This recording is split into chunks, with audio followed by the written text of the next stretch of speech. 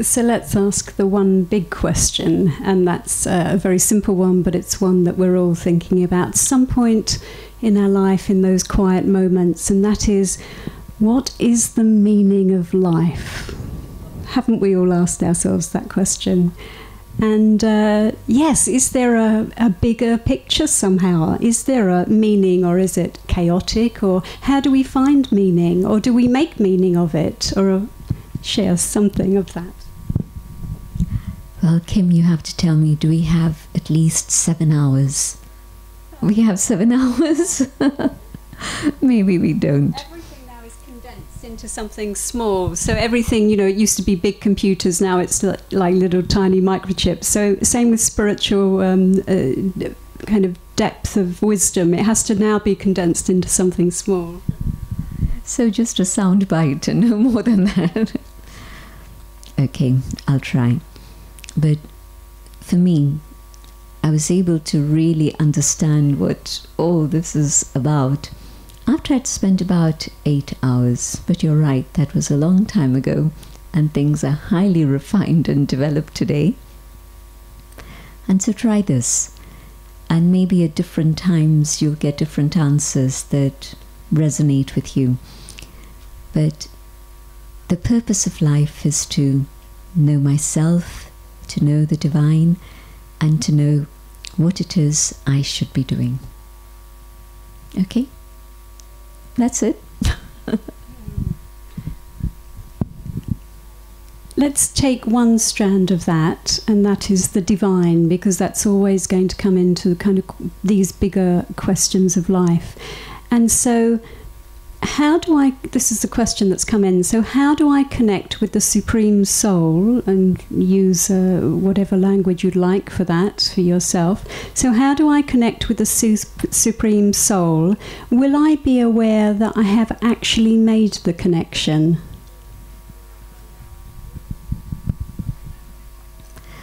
When you telephone someone and you get a response from the other side, you know you've made contact, right? And if the line is busy and you're not connecting with that person, you also know it, and you have to know, you have to keep trying. A little bit the same thing, except this is a wireless connection. It's the connection of my thoughts with the divine. And the first step that I mentioned is part of this picture, in the sense that when I turn inwards and come to the core of my being, and maybe at the end of the session we can have a few moments to experiment with that, and certainly this evening again there'll be an opportunity for that. Just coming back to myself inside and connecting with that space in which I can feel at peace with myself.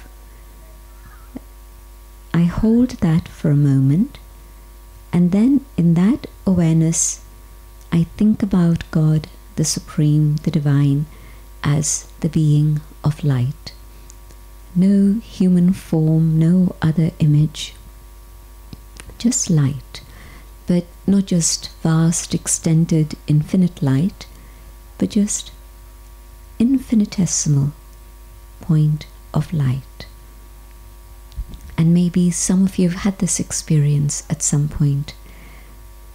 So often I meet people who say, I remember that, I felt that, I've had that experience. So I share it with you without any packaging, just simply as it is, connecting with the source in that awareness of the divine as a point of light. And when my thoughts connect with the Supreme, the return that I experience is that love, that light, that peace, that power reaching me. It's unmistakable, because you experience a peace that you have never touched before. You experience love which is unconditional. You feel surrounded by that light and love. And I know that it's every human being's right to have that experience, and I know that at some point you've had that experience and that you'll definitely have it again.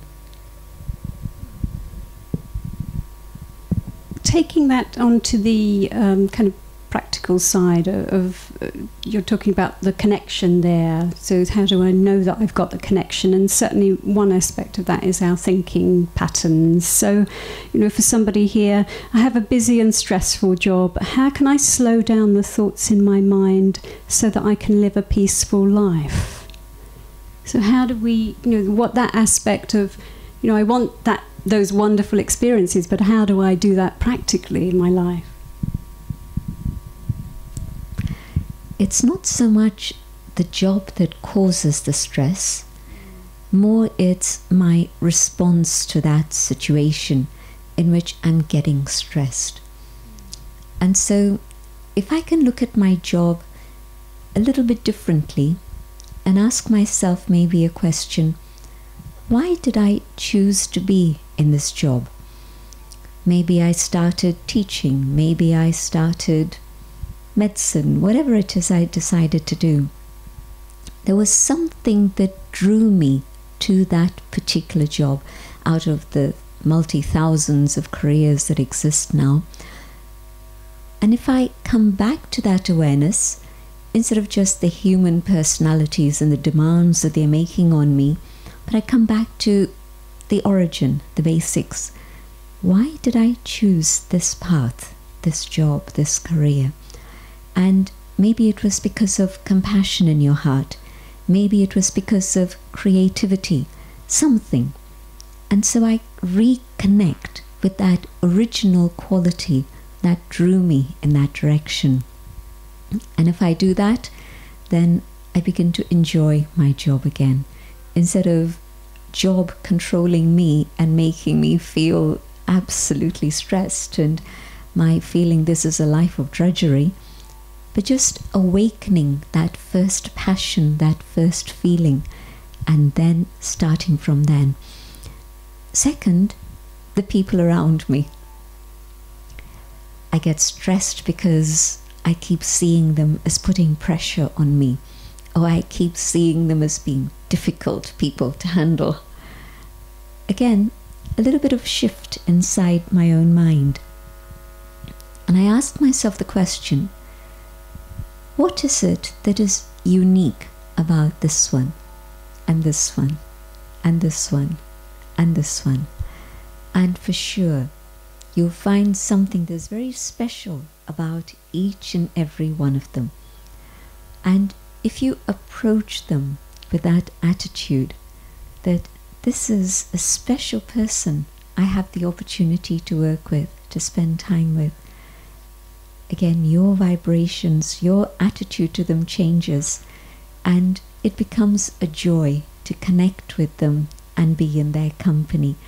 And it's like you found a different entry point into their personality and character. And so it becomes very enjoyable. And so if I'm removing the stresses of my work, then my mind isn't getting buzzed out or stressed out in any way. And so my attitude has changed. And then if I can find time for myself early morning, then periodic times through the day, just to maintain that inner stability and equilibrium, then at the end of the day, I'll say, it's been great. It's been a very beautiful day. And if I can say that one day, well, I can say that the next day, and the next day, and the next. So in a really kind of practical sense, during my day, one of the questions that comes up is, why do I worry all the time? It's like often we're living in our lives, we don't want to, we want to change, we don't want to be the way we are, but we don't seem to be able to change, and we're worried about different things. So how do we, is there a way to change that, or are the things we're worrying about illusional? I remember at one point some years ago, one of the daily papers, maybe it was something like the Daily Mail, it was a tabloid, but something like that, and that paper did a survey, and they asked the question, how often have your worries actually materialized? So here am I worrying about something, maybe what the doctor is going to tell me. And yes, maybe 1 out of 1,000 times my fears are well-founded and the doctor does give me some bad news. Maybe, all sorts of things. And it was only about 10%. It was really only about 10% of worries that had their basis in reality, that actually materialized. And you can just see that that's how it is. That we worry about something and most times it actually never, ever happens. And so I think the lesson from that is, well, why do I worry? It's not because I need to worry. And secondly, my worry isn't going to help the situation. It's probably just going to get me confused and make it worse. And so why do I worry? Have you heard of habits? You've heard of habits. So I think that's why we worry. It's become a habit to worry. Our mind has got itself in a certain pathway, and my mind keeps moving around in that pathway, and I don't have the ability to shift it. I don't know how, and I don't have the power. And so giving yourself even a few minutes in which you learn to move your mind in a positive direction, and you also take power from up above, then through the day you're more likely to keep your mind moving in a positive direction instead of the other way. And so instead of thinking early this morning, for example, because I think maybe from midnight onwards there were thunderstorms, there was lightning, very dramatic. And early this morning at about 4 o'clock, again, there was a fantastic light show. And, can you imagine 200 plus people have put in all the effort of putting all this together. And if all those people had started worrying, oh, is this going to carry on? Is this going to carry on? The energy here would have been really heavy. But instead, what they decided to do is something that they always do here early in the morning. They came together for a meditation and they heard a lesson which is read all across the world, in which there are beautiful, powerful, positive ideas. And so they stopped worrying and got on with something very beautiful in their lives. And look at it now. Fantastic. And in fact, I think from about the rain stopped in London from about 6:30, 7 a.m. But the rain here had already stopped by about 6 o'clock. And so worrying about it would have just drained their energy and made them feel a bit depressed and hopeless. And you wouldn't have enjoyed coming here at all.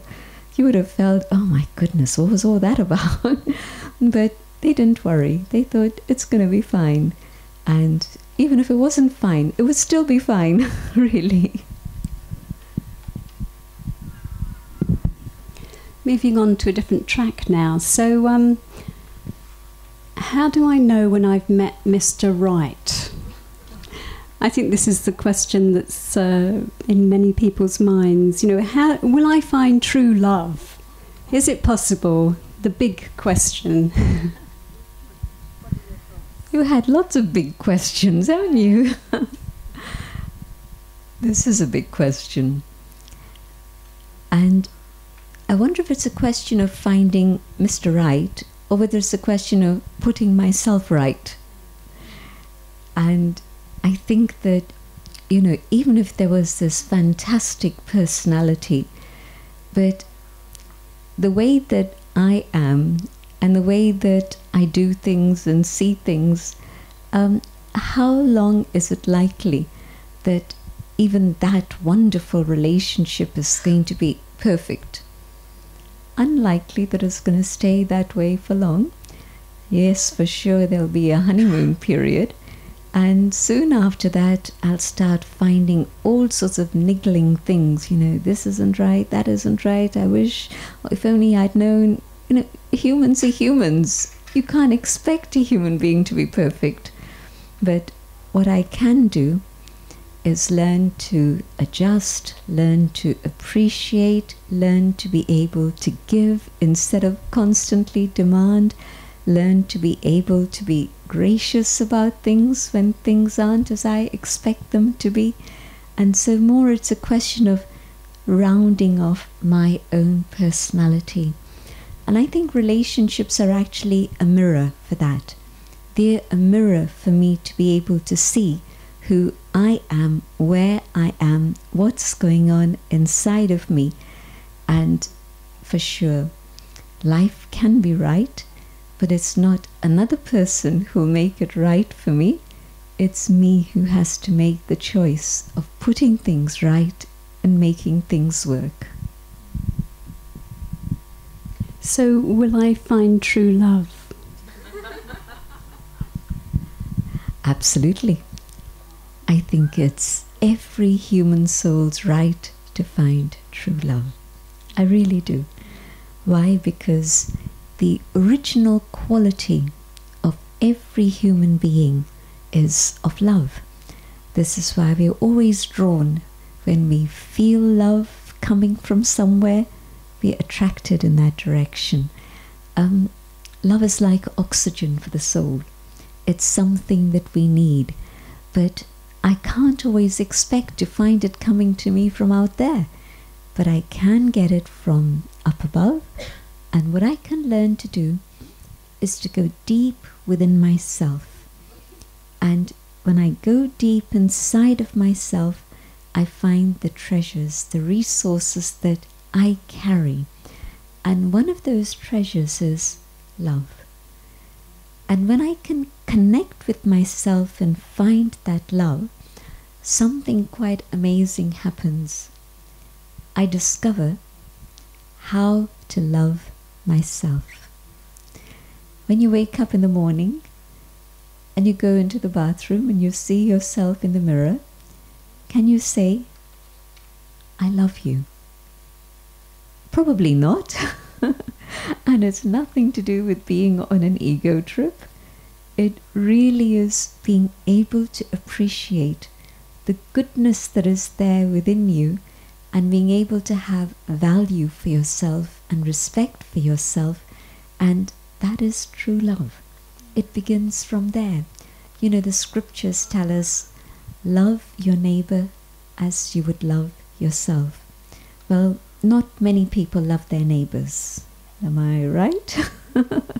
And I don't just mean the person next door, but my neighbor. Who is my neighbor in today's cosmopolitan world? It might be somebody from the other end of the planet, but somebody from the other side of the planet is also actually my neighbor. But I'm not able to love even the person living in the same house as me, never mind someone further away. And the only way to be able to love my neighbor is when I'm able to love myself. And so, again, just a little experiment for you. Tomorrow morning, when you awaken and you look at yourself in the mirror, don't turn your eyes away. Just keep looking and look at yourself just here and see the light that's shining inside of you. It's not imagination, it is a reality. There's a light that shines inside each one of us. And when you connect with your own inner light, you will appreciate yourself, value yourself, and you'll say, I love you. And you'll have found true love. And you'll become an instrument to be able to share a very, very pure love, not just with 1 or 5 or 3 individuals, but it'll be a big, inclusive love that encompasses everyone. Thank you very much. I'm going to go on to a little bit of a serious question now. And that is about life after death. You know, these are the big questions in life, aren't they? Do we meet our loved ones after death? What happens when we die? It really is sound bites today. Big questions, and I'm trying to give you short answers. But what is death? Just want to explore that for a moment. What is life? The other side of the same coin. And for me, life, a human being, is two things. It's soul, the inner being, the being that thinks, that feels, that has conscience, that has memory, that has personality, all the things that make up me as a unique individual. All of that is spirit, soul. None of that is measurable. All of this is absolutely without length, breadth, width or height, and yet it's real, and I can feel it and I can connect with it. And when soul comes into this human form, this physical body, then that is what we call human being. The being and the human. Not the human doing, which is what we will become, but the human being. And that moment that we call death is that moment when, for whatever reason, the connection of I, the soul, not my soul, big difference, not my soul, but I, the soul. And the moment that I, the soul, finish my connection with this particular body, that's the moment I, the soul, will leave. The soul is eternal. It's a spiritual being. This dust returns to dust. That's what the scriptures tell us, east and west. And the soul continues. And yes, I believe that there's a very deep connection which is beyond the physical dimension, which connects loved ones together. And so, yes, I think that we will meet loved ones, maybe not in that same form, and we don't necessarily want to see them in the form of, 90 years old and crippled and whatever. But there is that connection, and that connection continues. And so there is that loving relationship that continues in some form. Going a little bit on to our personal journey, somebody's asked this question. Awakening was so wonderful, but why am I now experiencing so much emotional pain? So it means that all of us at some point have started our journey, and then along the way we realise, oh, there's more to the journey. So if it seems so amazing and wonderful to begin with, then what happens along the way? I didn't actually ask myself that question, but I could have. I could very well have. Because that moment of awakening was really magical. It was just absolute enlightenment and joy, and I was flying. And that experience lasted for quite a period of time.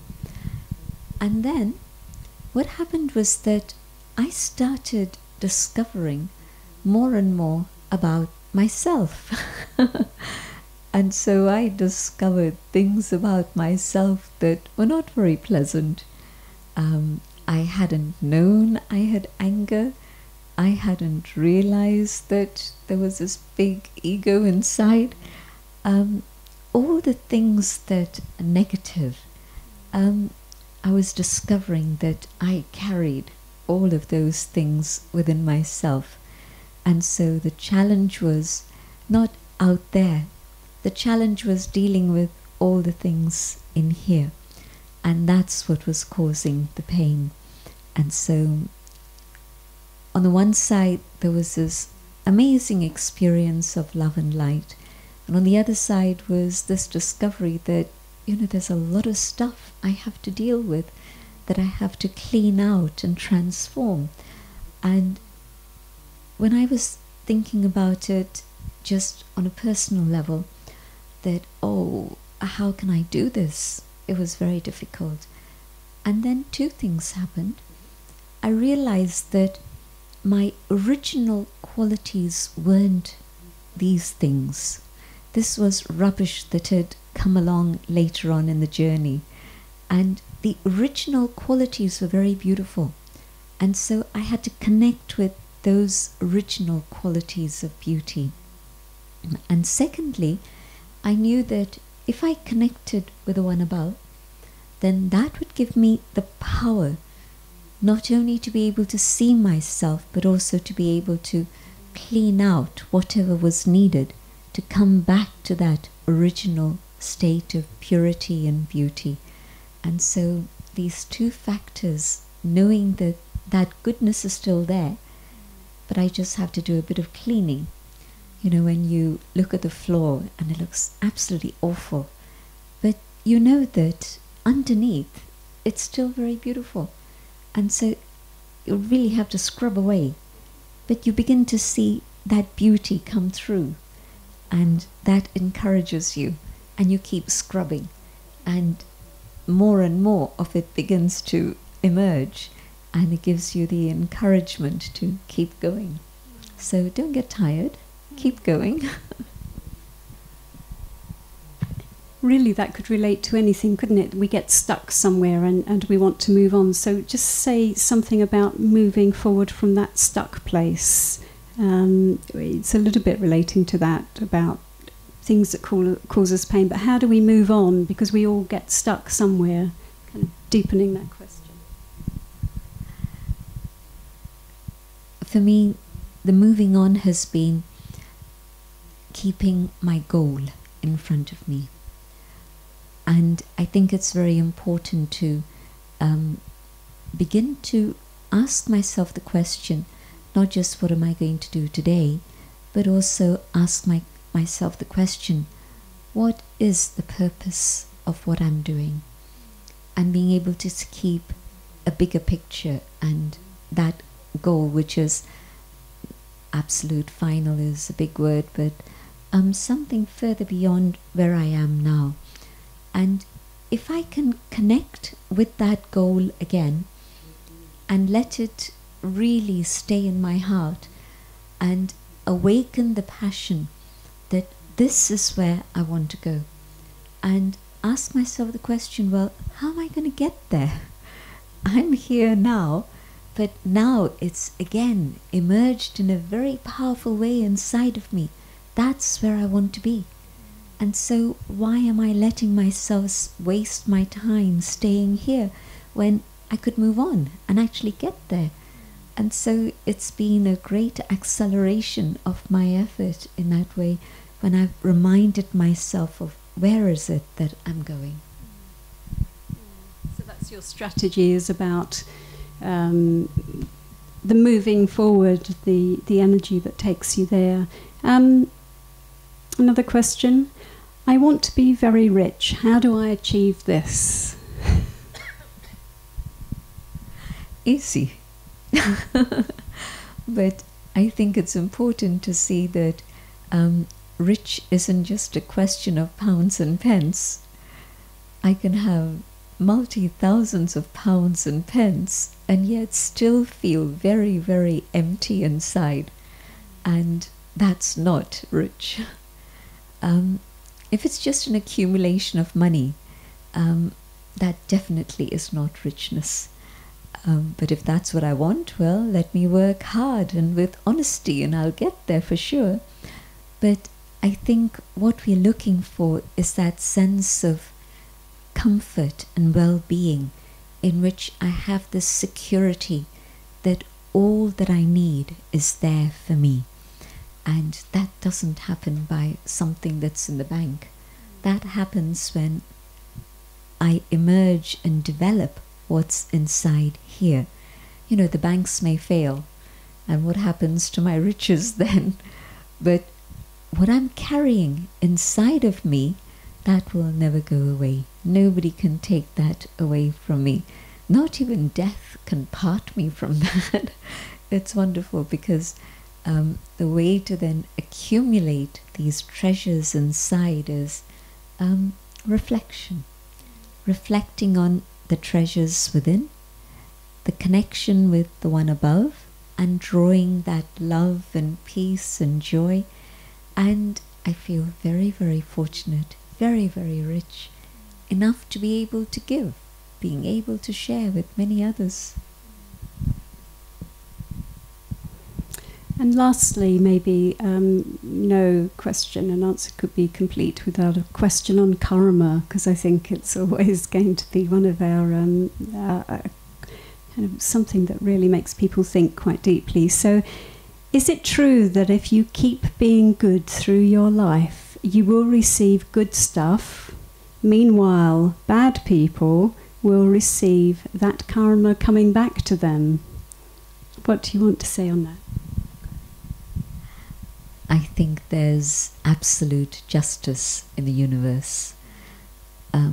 Everything happens for a purpose. Everything happens with reason. Nothing happens just like that by sheer chance, but there's something behind it. And the scriptures tell us, as you sow, you remember that one? So shall you reap. And so definitely, if I just focus on doing what is right, what is good, and I continually ask myself the question, what is it that I must do? Never mind what the rest of the world is doing. Let them sort out their karma and their destiny, but I'm responsible for mine. And at the end of my day, never mind my life, at the end of my day, if I can go to sleep with a clear conscience, well, I'm rich. I'm going to be feeling fulfilled. And definitely that accumulation of good karma, good deeds, good thoughts even, is going to bring me a fulfillment in some form or another. Thank you, Sister Jayanti. And just, we've got a few moments as we finish up, and that's really that we can be in reflection and some quiet moments. And maybe, Sister Jayanti, you've touched on so many huge questions and meaning of life and death and our spiritual journey, and you've really covered a broad spectrum. So could you just share with us in this moments of silence some thoughts to take us on our journey as we take the opportunity to look at other different things happening today? Well, big questions.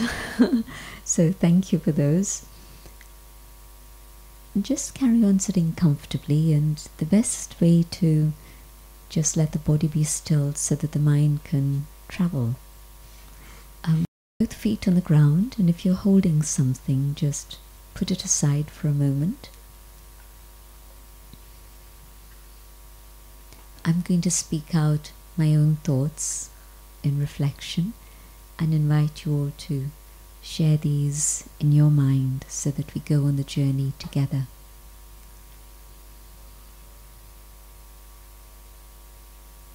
I feel my body relaxing, my legs, my back, my shoulders, my neck, my face. And I focus on the inner being, the being that I am, the being of light.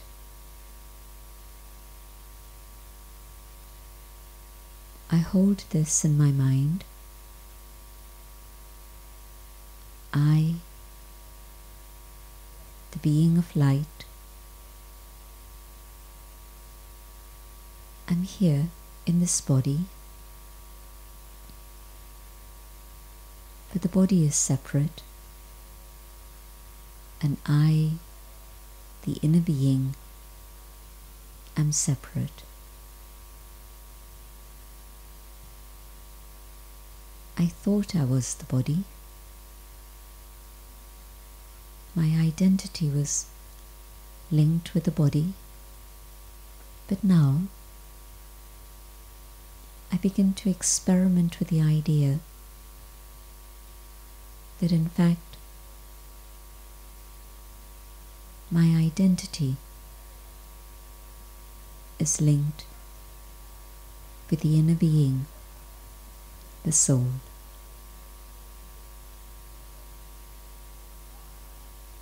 I hold this thought in my mind. I, the soul,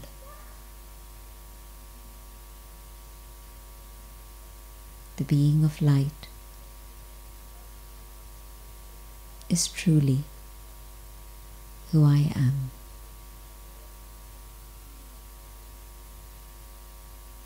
And I go deeper into myself.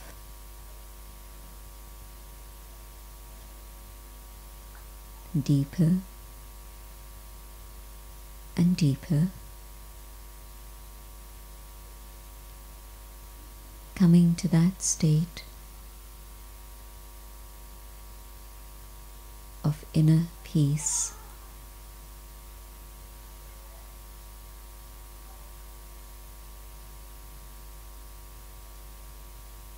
and holding peace in my mind.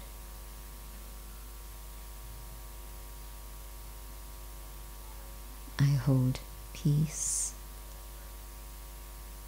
inside myself.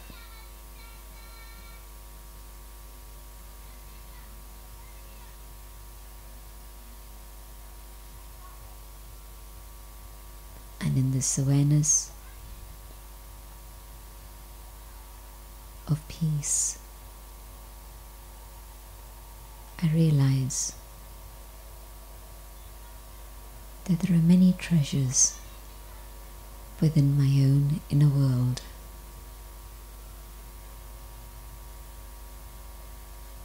There is love. It's within me, inside of me, not outside.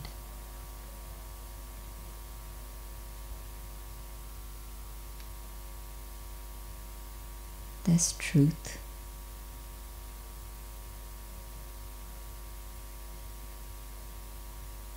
There's joy.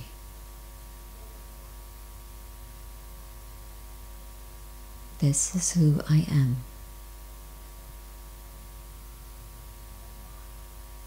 But I'd forgotten myself and had lost contact with these treasures. And now I discover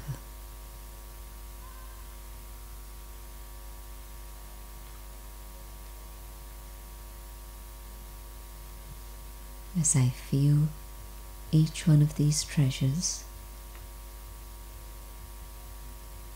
I can send out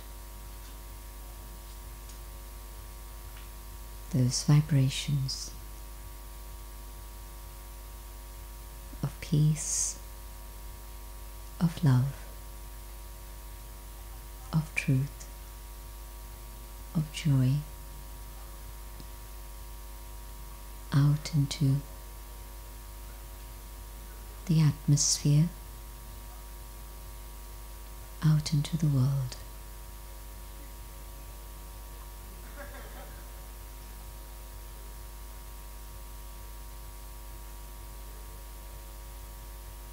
I come back to the awareness of the physical dimension.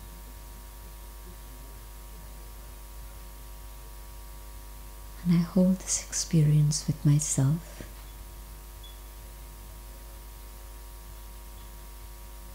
To use this through the day.